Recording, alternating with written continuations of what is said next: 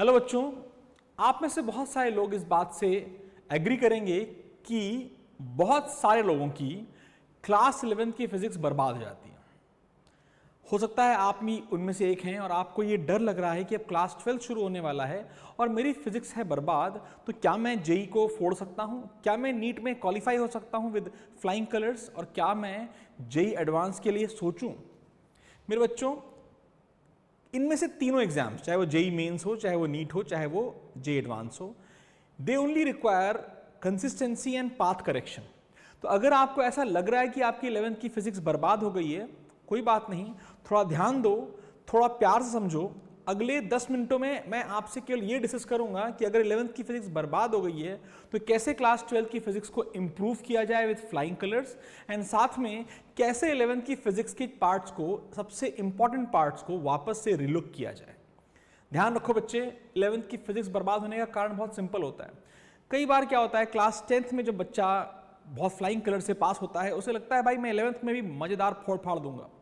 जब वो class 11th में आता है तो वो ध्यान देता है कि भाई साहब, जो फिजिक्स में जितने प्रश्न वो पहले महीने में करता है वो तो शायद उसने 9th और 10th में पूरे साल में नहीं किए होते हैं।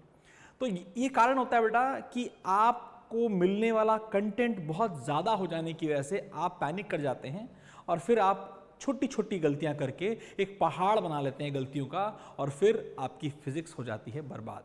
ये चीज़ सिमिलरली आपकी केमिस्ट्री और मैथ्स के साथ भी हो सकती है, लेकिन अभी मैं आपसे केवल फिजिक्स के बारे में बात करूंगा। और अगर आपकी भी फिजिक्स बर्बाद है तो आगे बढ़ने से पहले कमेंट कर देना कि क्यों लगता है कि आपकी फिजिक्स बर्बाद रह गई। शुरू करते हैं। बेटा याद रखो, जब हम फिजिक्स की बात करते हैं क्लास 10th में हमें लगता है एनसीईआरटी बड़ी जबरदस्त किताब है, एनसीईआरटी पढ़ लो, 90 में से 100 में से 90 नंबर तो आ ही जाते हैं। बच्चा एनसीईआरटी करता है क्लास 10th में, उसका मास्टर, उसका कोचिंग वाला मास्टर उसे एनसीईआरटी भी कराता है, बार बार कराता है। जब क्लास 11th आती है तो लोग एनसीईआरटी को भूल जाते हैं। कई बार क्वेश्चंस करते हैं लेकिन बहुत सारे क्वेश्चंस जो सच में इंपॉर्टेंट है उन्हें करना भूल जाते हैं। तो क्या तुमने एनसीईआरटी क्लास 11th में पढ़ी? और अगर पढ़ी, बहुत खुशी की बात है, तब तो आपकी पहली लाइन जो थी, क्या क्लास 11th की फिजिक्स बर्बाद हो गई, एग्री नहीं करूंगा मैं। अगर क्लास 11th की फिजिक्स की एनसीईआरटी तूने पढ़ रखी है मेरे बच्चे, तो you will be in a comfortable situation, अच्छी सिचुएशन। बट होता क्या है ना बेटा, लोग एनसीईआरटी पढ़ते हैं लेकिन पूरी नहीं पढ़ते हैं। कम से कम मैं कह रहा, और देख सच बताऊं, जितनी आसान क्लास 10th की एनसीईआरटी होती है उतनी आसान क्लास 11th की एनसीईआरटी तो एकदम नहीं होती।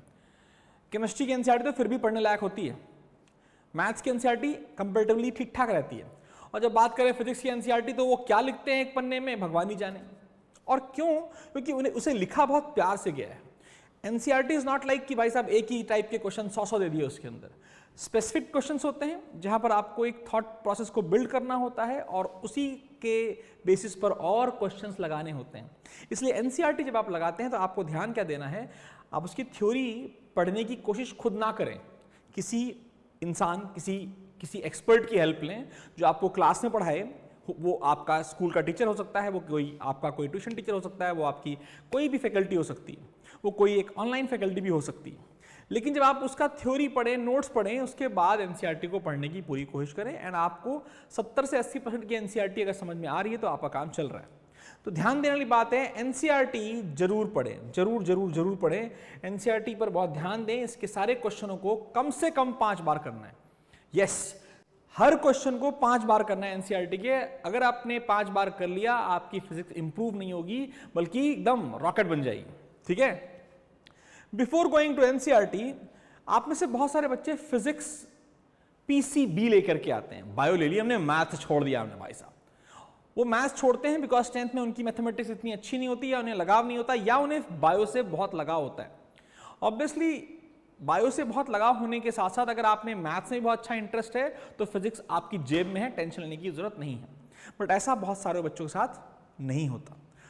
तो होता क्या है, बच्चा फिजिक्स पढ़ने आता है, फिजिक्स की लैंग्वेज मैथमेटिक्स है, और क्लास 11th की maths is not equal to class 10th की मैथ्स। तो बच्चा जबरदस्त गलती करता है मैथ्स को लीव आउट करने की, ओवरलुक करने की। वो गलती नहीं करनी है। आपको बेसिक मैथमेटिक्स में स्ट्रांग होना है, जबरदस्त होना है। इसकी ऑलरेडी मैंने एक वीडियो नहीं बना रखी, ऑब्वियसली बहुत बड़ा टॉपिक है।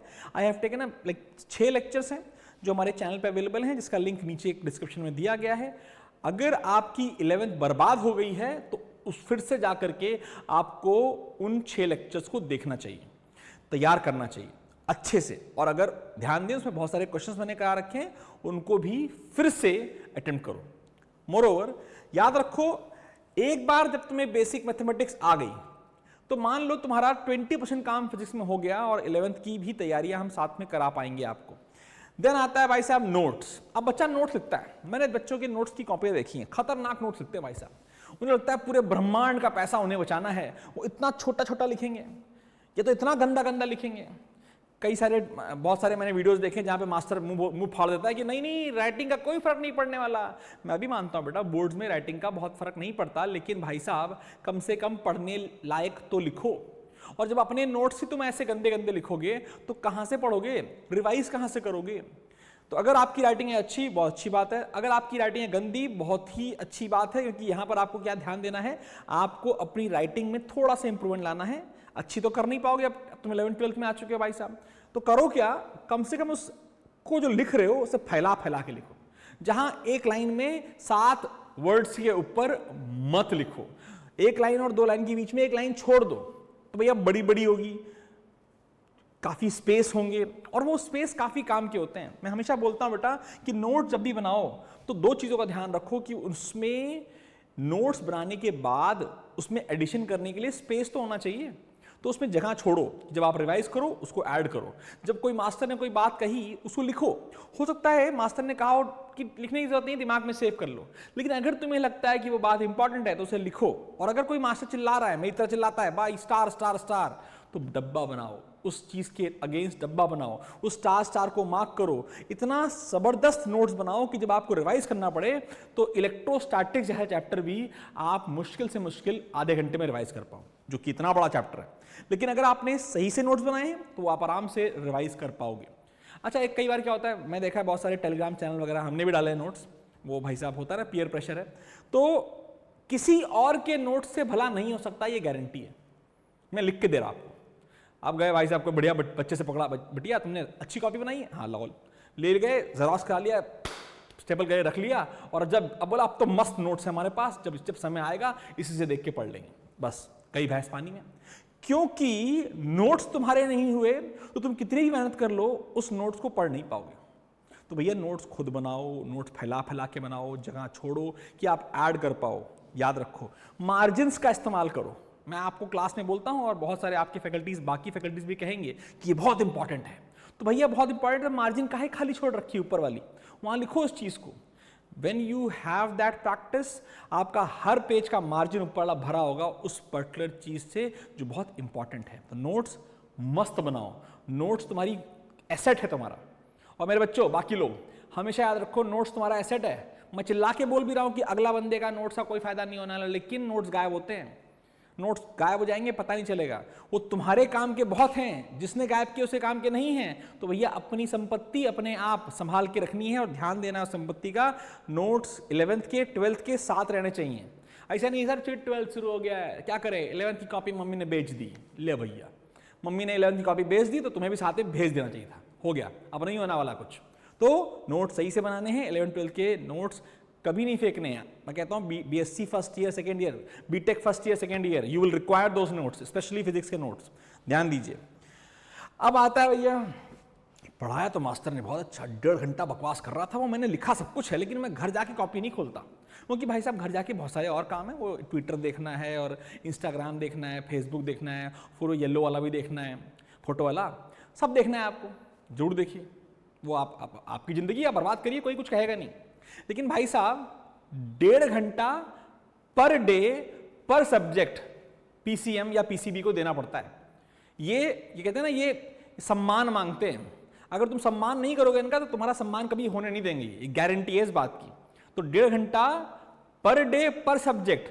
अब कई लोग बड़े धुरंधर टाइप के होते हैं हमारे पास, सर देखो मैंने 1.5 घंटा राहुल सर की क्लास में पढ़ा, 1.5 घंटा मैं कृतिका मैम या दीपक सर की क्लास में बैठ गया, और 1.5 घंटा मैंने किसी केमिस्ट्री क्लास में बैठ गया। हमने कहा अच्छी बात है सर, 1.5 घंटा पूरा हो गया सर, या किसी ऑनलाइन क्लास में बैठ गया, मैंने 1.5 घंटा पढ़ा है, पढ़ा नहीं है, किसी और से पढ़ा है, खुद पढ़ना है। तो ये जो 1.5 घंटा है वो क्या है, वो है भैया सेल्फ वाली स्टडी। ये जो सेल्फ वाली स्टडी है ना, वो दोस्तों के साथ नहीं होती, हम आज नाइट आउट करेंगे, 4 लोग बैठ के पढ़ाई करेंगे, कुछ नहीं, कूड़ा पढ़ाई होगी। सेल्फ स्टडी अकेले होती है, एकांत में होती है। अच्छा सर एकांत तो रात को ही मिलता है, दिन में तुम्हारे कुत्ते भौंकते हैं। तो ठीक है भाई, गए तुम, रात में पढ़ाई नहीं होती। वो कहने की बातें हैं, सुबह स्कूल भी जाना है, हाँ अगर आप डमी स्कूल वगैरह में हैं तो अपना शेड्यूल सही से बनाइए, लेकिन पढ़ाई का समय फिक्स करिए। रात को 12 बजे से सुबह 6 बजे तक पढ़ा, उसमें से 4 घंटे मैंने स्नैपचैट किया, वही था येलो वाला, स्नैपचैट किया और ट्विटर किया, इंस्टाग्राम किया, 2 घंटे में पढ़ा, वो भी आत्मग्लानि के बाद, दिक्कत रहेगी। फिर मत बोलना कि 11th 12th भी खराब हो गई, बर्बाद हो गई। अरे यार अपना मोबाइल वहीं रखो, टेबल पे ही रखो, मोबाइल टेबल पे रखो, उल्टा करके रखो, और देखो क्या 60 मिनट्स तक तुमने फोन नहीं छुआ, तब हो तुम इंसान। नहीं हर 5 मिनट में मोबाइल चेक कर रहे हो, पढ़ भी रहे हो नहीं सकता। अगर आप ये कंट्रोल नहीं कर सकते तो मोबाइल फेंक दीजिए, कमरे के बाहर फेंक दीजिए, कहीं भी रख दीजिए। अगर लेकिन इंसान वो है जो टेबल पर रखी हुई चीज भी ना उठाए अगर उसको उसकी जरूरत नहीं है, और एक बार वो आदत डाल लोगे भाई साहब, कोई तुम्हें रोक नहीं सकता, तुम फोड़ू बनोगे, तुम आउटस्टैंडिंग रहोगे। आगे बात करते हैं, अब होता है डीपीपी। आजकल डीपीपी बहुत चलती है। राहुल सर ने होमवर्क दिया या किसी ने भी होमवर्क दिया, अब क्या करा आपने, होमवर्क ले लिया, फिर करा भाई साहब, सर दोस्त फोन लगाया, अरे यार कल होमवर्क जमा करना है, अगर नहीं सबमिट किया तो प्रिया मैडम भगा देगी। तो आपने क्या किया, 4-5 लोगों ने ग्रुप बनाया भाई साहब, और होमवर्क हुआ, किसी एक बच्चे ने, किसी मस्त बच्चे ने होमवर्क करके आपका उल्लू बना दिया कि उसने होमवर्क करके दे दिया, आपने छाप लिया। या वरना आजकल तो और जबरदस्त है भाई, गूगल लेंस खोलो, क्वेश्चन डालो, आंसर मिल जाता है, कर लो। 12th क्या जिंदगी बर्बाद हो जाएगी अगर ये करोगे। याद रखो डीपीपी या क्वेश्चन जो होमवर्क के हैं वो खुद करने हैं। नहीं आता तो डाउट है भाई, पूछो जाके मास्टर से, हाँ सर मुझे नहीं आया, समझाएगा आपको, उसे भी खुशी होगी बच्चे ने क्वेश्चन पूछा। लेकिन अगर आप काम चोरी करते हैं, अगर आप बेईमानी करते हैं होमवर्क करने में, तो आपकी जिंदगी में आपने मैथ्स फिजिक्स केमिस्ट्री लेकर के बहुत बड़ी गलती कर दी है, बल्कि कुछ भी पढ़ोगे तो बहुत बड़ी गलती कर दी है। मस्त समय है, पढ़ना छोड़ो, कुछ और करो, बेईमानी नहीं करनी है। डीपीपी अपने आप सॉल्व करना है, क्वेश्चन का, होमवर्क का क्वेश्चन अपने आप करना है, लगे रहना है, तभी क्वेश्चन सॉल्व होंगे। बाकी टेस्ट में ध्यान दीजिए। कई बार मैं हाश बोल देता हूँ बेटा, लेकिन मैं ना, क्योंकि मुझे लगता है यार यही तो 1.5 साल बचे हैं, आप इन्हीं 1.5 साल में मजे करोगे, करो। मैं थोड़ा नहीं कह रहा हूँ कि भैया पूरे 24 घंटे पढ़ाई करनी है, मैं ये भी नहीं कह रहा कि 20 घंटे पढ़ाई करनी है, मैं तो आपसे 4.5-5 घंटे मांग रहा हूँ। इतनी पढ़ाई करके आपकी लाइफ सेट हो जाएगी, ये गारंटी। और सेट नहीं होगी तो आप रोगे, इस बात की भी पार्शियल गारंटी तो है ही है। डीपीपी अच्छे से करना है और खुद करना है। और अगर आप अच्छे बच्चे हो तो भाई साहब अपने दोस्तों को डीपीपी करके नहीं देना है, उनका भविष्य खराब कर रहे हो आप। फिर क्या होता है, अब हाँ, हर क्वेश्चन की कैटेगरीज होती हैं, जो कि मेरे को बहुत सालों से देख रहे हो, जानते हैं कि हर क्वेश्चन जब आप देखते हो तो उसको 3 कैटेगरी में आप रख पाते हो। एक होता है स्टार क्वेश्चन, सर जी जबरदस्त क्वेश्चन था, मजा आ गया। एक होता है भाई साहब फर्जी क्वेश्चन है, बकवास क्वेश्चन है। और एक आता है रद्दी क्वेश्चन है, एकदम ही बकवास क्वेश्चन है। बेटा जिस दिन तुम हर क्वेश्चन को रद्दी बोलना जान गए, मान के चलो तुम्हारी तैयारी जबरदस्त हो गई। तो अब होता क्या है, स्टार, फर्जी, रद्दी, इसकी कैटेगरीज बनाओ। ये सर बस स्टार क्वेश्चन है, स्टार स्टार स्टार 4 स्टार बना लिया, हाँ मस्त क्वेश्चन है। उस क्वेश्चन को वापस से करो, 1-2 दिन बाद, 4 दिन बाद फिर से करो, देखो क्या वो अभी भी स्टार लग रहा है, चलो कोई बात नहीं। अगर अभी स्टार लगा तो स्टार लगे रहने दो। लेकिन अगर वो एक बार और करने के बाद उसकी कैटेगरी फर्जी हो गई, एक बार और रिवाइज करने के बाद वो कैटेगरी रद्दी हो जाएगी और फिर इसको करने की जरूरत नहीं है। दैट मीन्स आपने हर प्रश्न को क्या बनाना है, रद्दी प्रश्न बनाना है, अपनी जिंदगी का वो रद्दी प्रश्न जिसको आप कभी भी सॉल्व कर सकते हो। इसके लिए आपको करना क्या होगा, इसके लिए आपको क्वेश्चंस करने होंगे ज्यादा, बहुत ज्यादा। अभी इनिशियली बेटा क्या होता है 11th-12th में, जब अभी क्या कई मास्टर लोग होते हैं, आज होमवर्क करके लाओ, 20 क्वेश्चन नहीं 50 क्वेश्चन ले लो, पढ़ाया लिखाया कुछ नहीं, आधे घंटे में और क्वेश्चन दे दिए 20। अब बच्चा कहीं छाप छुप के ले आया, टीचर का भी ईगो खुश हो गया, जिंदगी मस्त हो गई। अरे भाई पहले कॉन्सेप्ट बिल्ड करो, शॉर्ट ट्रिक्स मत सीखो। अभी एक ही बच्चा मेरे पास कल आया, सर ये ना मैंने ये शॉर्ट ट्रिक सीखी थी, वो इक्विलिब्रियम वाले फॉर्मूले की, मैंने उस शॉर्ट ट्रिक से क्वेश्चन निकाला, आपका हुआ नहीं। हमने कहा क्योंकि वो शॉर्ट ट्रिक जब इंसान बताता है आपको तो एक स्पेसिफिक केस वाइज बताता है, और शॉर्ट ट्रिक सीख के ऑब्जेक्टिव क्वेश्चन तो हो जाएगा भाई साहब मैक्सिमम टाइम्स, लेकिन आएगी नहीं फिजिक्स। और जब फिजिक्स नहीं आएगी तो जब जिस दिन मेन एग्जाम होगा उस दिन आपकी बैंड बज जाएगी। शॉर्ट ट्रिक्स मत सीखो, शॉर्ट ट्रिक्स सीखना तब जब तुम एक लेवल पे आ जाते हो। शॉर्ट ट्रिक्स की बहुत सारी वीडियोस मैंने बाहर रखी हैं, लेकिन खुद देखने की जरूरत नहीं है अभी। शॉर्ट ट्रिक्स तब देखनी है जब आपका उस चैप्टर में एक लेवल है, अच्छा लेवल है, उसके बाद ही शॉर्ट ट्रिक देखो, तब आप उस शॉर्ट ट्रिक को जिंदगी भर याद भी कर पाओगे, याद भी रख पाओगे। मोर ओवर, अब यहाँ पर मैंने कई लोग आते हैं, पेरेंट्स भी आते हैं, पेरेंट्स मिले हमसे परसों नरसों, सर मैंने ना इस बच्चे के लिए इरोडोव खरीदी है। अच्छा किया, बहुत बढ़िया किया सर जी, और मैंने ना वो भी खरीद दी है HC वर्मा। मैंने कहा बहुत अच्छा किया, मस्त किताब है। NCERT भी खरीदनी है क्या सर? हमने कहा हाँ सर NCERT तो जरूर खरीदनी है। बाकी आपने इरोडोव खरीद ली, HC वर्मा कर ली, अच्छी बात है, मस्त रखिए, साफ सुथरी रहेगी वो, और इवेंचुअली बेच दीजिएगा। ये बात मैंने अभी परसों ही किसी एक फैकल्टी, एक पेरेंट्स को कही है। गलती क्या होती है ना, पेरेंट्स को लगता है मेरा बच्चा है, दुनिया की बेस्ट किताब इरोडोव है। होती थी बेस्ट किताब इरोडोव, एक समय में होती थी जब पेपर सच में जबरदस्त आता था। आज इरोडोव करने जाओगे तो भाई साहब यहाँ पर पहले क्या होता था, भैया जी 50% क्वेश्चन कर लिया, मस्त रैंक 1 से लेकर 100 आ गई। और अभी क्या हो रखा है, 300 में से 300 मार देते हैं बच्चे, बिकॉज अब क्वालिटी ऑफ द क्वेश्चन के साथ साथ क्वांटिटी ऑफ द क्वेश्चन बहुत इंपॉर्टेंट हो गए हैं। तो इरोडोव का जमाना, फिजिक्स की बेस्ट किताब है, मैं उसमें कुछ भी नहीं कह रहा हूँ, फिजिक्स की बेस्ट किताब है एडवांस के लिए। एडवांस के लिए भी तब सारे क्वेश्चन नहीं। मैंने एक वीडियो बनाया है जो कि रिसेंटली अभी आने वाला है, जहां पर मैं आपको बताऊंगा कि इरोडोव में से इन चैप्टर्स का एडवांस के लिए केवल कि ये क्वेश्चन करना है, बस लिमिटेड क्वेश्चन करो। अगर आप ओलंपियाड वगैरह कर रहे हो तो भाई अलग बात है, लेकिन अगर एडवांस तक जा रहे हो तो लिमिटेड क्वेश्चन करो। लेकिन मैं कहना क्या चाहता हूं, ये किताबें NCERT तो लेनी है भाई साहब, लेकिन उसके अलावा एक किताब लेनी पड़ती है, क्योंकि NCERT वो खतरनाक किताब है जिसको पढ़ने के लिए भाई साहब कोई और किताब, किसी और इंसान का सहारा लेना पड़ता है। याद रखिए, ये कई लोग बोल देते हैं कि भैया NCERT जबरदस्त किताब है, एक अपने आप पढ़ लो। वो अपने आप पढ़ लो इसलिए बोलते हैं कि खुद पढ़ाना नहीं आता। याद रखिए इस बात को। तो NCERT खुद मत पढ़ो, हेल्प लो। हेल्प लेने के बाद किसी एक किताब को फॉलो करो। मैं किताब का नाम अगर आप चाहते हो सजेस्ट करना तो मुझे कमेंट करो, मैं आपको बताऊंगा। फिजिक्स की एक जानदार किताब, आपने नाम भी नहीं सुना होगा, हाँ जी, जानदार भी और नाम भी नहीं सुना, यस। क्योंकि किताब ऐसी होनी चाहिए जिसमें सब कुछ हो और कंसाइज हो, जिसमें हर टाइप के 4-5 क्वेश्चन हो, 40-40 क्वेश्चन ना हो। उसके बारे में बात करेंगे बाद में। तो ये करोगे, अच्छी बात है। अब जब तुम क्वेश्चन करोगे, समय लगाओगे, स्टार, फर्जी, रद्दी की कैटेगरीज बनाओगे, तो होंगे डाउट्स। अब ये डाउट्स ही नहीं होते यार। बहुत सारे बच्चे मेरे पास एक ही चीज बोलते हैं, सर जब आप क्वेश्चन कराते हैं सर जी क्या मजा आता है, हम क्वेश्चन कर लेते हैं तब। अबे तुमने कहाँ किया वो क्वेश्चन तो मैंने किया है। क्वेश्चन जाके खुद करो, तब आएगा डाउट। कई बार तो सेम क्वेश्चन में डाउट आ जाता है, वो भी पूछ लो मुझसे। लेकिन डाउट लाओ तो, मुंह खोलो तो, प्रश्न पूछो तो। फिजिक्स में बिना प्रश्न पूछे मास्टर से आपकी नैया पार नहीं होगी। तो डाउट्स लाओ। अगर कोई टीचर, कोई फैकल्टी कहीं पर भी आपको डाउट बताने से मना कर रहा है, इसका मतलब मजा नहीं आ रहा है, और आपका डाउट जो रह गया वो रह जाएगा, फिर आप भी बह जाओगे साथ में। डाउट्स पूछो। डाउट्स को, अब कई बच्चे आते हैं पूरा फर्रा लिख के लाते हैं डाउट्स का। अबे फर्रा क्यों लाना, फोटो खींच के मुझे भेज दो, या जिस भी टीचर के बाद पढ़ते हो उसको भेज दो। भाई समय कम वेस्ट करो, क्वेश्चन लिखने में समय मत बर्बाद करो। तो डाउट्स लाओ, डाउट्स पूछो, डाउट्स क्लियर करो, और उन डाउट्स पे और प्रश्न करो, तभी होगी फिजिक्स मजेदार, वरना फिर तो जय श्री राम है। फिर आता डेरिवेशन। अब यहाँ पर क्या होता है, कुछ हमारे खतरनाक बच्चे होते हैं, अपन तो डमी स्कूल में है, कोई जरूरत नहीं डेरिवेशन पढ़ने की, अपन तो JEE एडवांस ही निकालेगा। JEE एडवांस निकालने के साथ है तो बोर्ड भी निकालना है, 75% के ऊपर आने चाहिए, पहली बात। और डेरिवेशन नहीं आएगा ना भाई साहब, तो केवल 4 में से एक क्वेश्चन ऑब्जेक्टिव में से एक सही मार लोगे, वो भी 90% चांस हो सकते हैं कि गलत होने लगे। बट अगर डेरिवेशन कर लिया, अच्छे से कर लिया, बार बार कर लिया, तो आपके पास एक प्रोसेस बन जाएगा। आप जान पाओगे इस डेरिवेशन की वजह से मैं इनमें वेरिएशन आएंगे तो प्रश्न कैसे सॉल्व करूँ। और डेरिवेशन करो, बार बार करो, अंग्रेजी में लिखना सीखो उसे, उसके बहुत इंपॉर्टेंट वेटेज है बोर्ड्स में, उसको ध्यान देना है। फिर आता है रिवीजन। अब रिवीजन करना कोई मतलब ऐसा नहीं है कि भाई साहब आपने, होते हैं बच्चे, सर जी मैंने आज JEE मेंस जनवरी का अटेम्प्ट था मेरा, अप्रैल का अटेम्प्ट था, मैंने क्या किया बेटा, सर जी 1 शॉट दे डाले।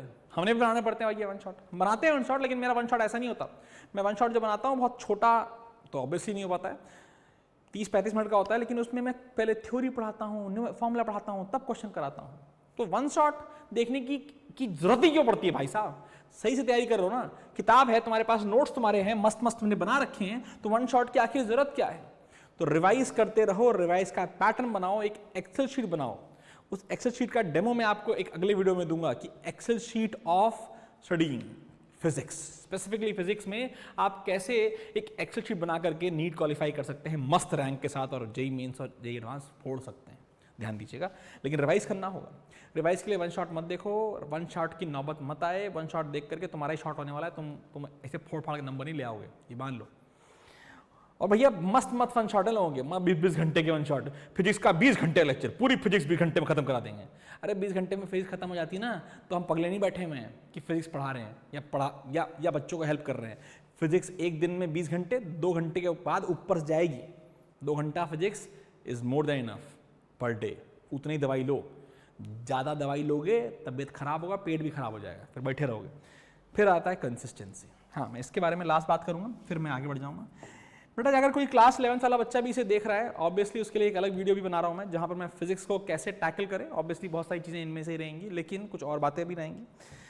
अब यहाँ पे आता है कंसिस्टेंसी। अभी 4वीं-5वीं क्लास हो चुकी है, क्लास 12 में कोई बच्चा मुँह उठा चला, सर अभी सर वो एडमिशन लिया हमने, अभी हमने वहाँ भी गए थे, उनके यहाँ भी गए थे, वो तो आप जानते हो उनके यहाँ भी गए थे, सबके यहाँ गए थे, जहाँ पर ना ज़बरदस्ती पढ़ा रहे फिजिक्स वहाँ भी गए थे। अब आ गए हम आपके पास, चलो 5 दिन में आ गए तो मैं संभाल भी लूँगा। 1 महीने बाद आए, जय श्री राम हो जाएगा। क्यों जी जय श्री राम हो जाएगा? अरे कंसिस्टेंसी भाई साहब, 1 महीने तक तुमने कहीं और पढ़ा, अब तुम यहाँ पहुँच गए मेरे पास पढ़ने, तो भाई साहब आपकी बैंड बनाता है, क्योंकि मेरा पढ़ाने तरीका अलग है, उनका पढ़ाने तरीका अलग होगा और आपकी जय श्री राम हो जाएगा।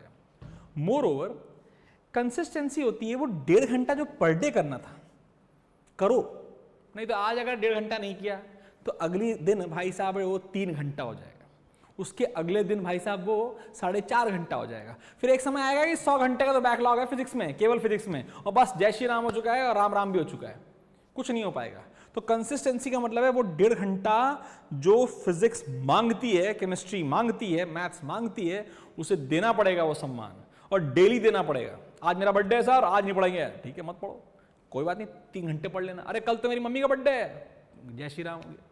तो भैया अगर तुम बर्थडे मना रहे हो, अब यहाँ पे एक दिन हमने फ़ोन किया अपने एक बच्चे को, उससे बात पता चली, सर वो मैं ना गाँव आया हूँ, अभी मैं 1 महीने बाद आऊँगा, तब तैयारी शुरू करेंगे सर। मैंने कहा जरूर बेटा वहीं रहो, अब कोई फ़ायदा नहीं है लौटने का, क्योंकि 1 महीने बाद फिजिक्स, केमिस्ट्री, मैथ्स में वो बच्चा, हर बच्चा इतनी आगे निकल चुका होगा कि आप उस तक पहुँचना बहुत मुश्किल होगा। और अब बिफोर गोइंग, अगर आपकी क्लास 11 बर्बाद थी तो क्या आप अपने सबसे इतने सारे पॉइंट्स में से एक चीज़ मिस की हो बस, और वो है कंसिस्टेंसी। आपने क्लास मिस करी फिजिक्स की, एक क्लास, अगली क्लास में कुछ नहीं हवा लगेगी, और जब अगली क्लास में हवा नहीं लगेगी तो उसकी अगली क्लास में तो एकदम हवा नहीं मिलेगी, फिर राहुल सर होगी बदनाम, फिजिक्स भी होगी बदनाम, होती है, कई लोग करते हैं। तो भैया ये याद रखिए, अगर कंसिस्टेंसी नहीं रख सकते तो फिजिक्स मत लो, एटलीस्ट फिजिक्स तो मत ही लो। कंसिस्टेंसी रखनी है, मेहनत करनी है, पढ़ाई करनी है बच्चे, तभी 12th मजबूत होगा, और 11th के साथ 11th को भी समय देना पड़ेगा और आप फोड़ पाओगे। इट इज़ माई रिक्वेस्ट कि बिफोर गोइंग जरूर ये से कमेंट करो कि सर मुझे इस पार्ट में प्रॉब्लम रहती है फिजिक्स में, और हम चाहते हैं कि मैं आप अगर वो गाइडेंस, मेंटरशिप चाहते हो तो वो भी मैं आपको पर्सनली दूंगा, लेकिन उसके लिए आपको भाई साहब एफर्ट लेना पड़ेगा, कमेंट जरूर करना पड़ेगा। और अगर आपको ये थोड़ी डांट पड़ गई होगी, आपको कुछ हार्श बोल दिया मैंने, तो उसके लिए मैं सॉरी नहीं हूँ पहली बात तो, क्योंकि मैंने वो जानबूझ के बोला है, वो गंदा आपको लगना चाहिए। अगर आपका 11th बर्बाद हुआ है तो गंदा लगना चाहिए आपको, और उसको याद रखो, मैं दिमाग में घंटियां बजाओ, याद रखो कि 11th खराब हुई है, 12th खराब नहीं होनी है, क्योंकि 12th खराब हुई तो आगे बहुत दिक्कत होगी। All the best. I am very, कहते हैं मैं केवल ये चाहता हूँ कि हर बच्चा खुश रहे, और खुश रहने का साधन ये है कि आप कंफर्टेबल रहें हर सब्जेक्ट में। All the best. Before going please subscribe कर लीजिएगा, लोगों को जिनको इस दवाई की ज़रूरत है मेरी, उन्हें ज़रूर शेयर कर दीजिएगा। Bye bye.